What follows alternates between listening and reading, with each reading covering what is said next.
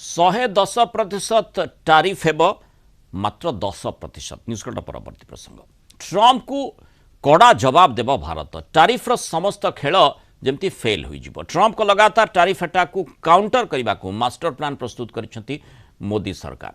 खूब शीघ्र यूरोपीय संघ सह सबुठु बड़ डील करिपारे भारत।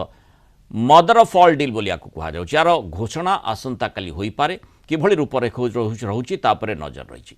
दिल्ली रे अछंती यूरोपीय commission president Ursula von der Leyen. एही समय रे से भारत सह फ्री ट्रेड एग्रीमेंट पाई खूब उत्साहित अछंती। इंडिया ईयू यूरोपीय संघ एफटीए मध्य फ्री ट्रेड एग्रीमेंट रे 90% रु अधिक व्यावसायिक वस्तु उपरु शुल्क हटेबाकू टार्गेट सेट होईछि। याकू मदर ऑफ ऑल डील्स बोली सेथिपाई उर्सुला वॉन कहउछंती। तेबे ए वाणिज्य चुक्ति पूर्व यूरोपीय यूनियन कार शुल्क को 110% रु 40% को ह्रास करने को योजना करुछि भारत। यह मंगलवार सुधा चूड़ांत हो पारे बोली कहुযাচ্ছে। या द्वारा वॉक्सवैगन मर्सिडीज बेंज और बीएमडब्ल्यू भली कार पाई भारतीय बाजार रे प्रवेश को यथेष्ट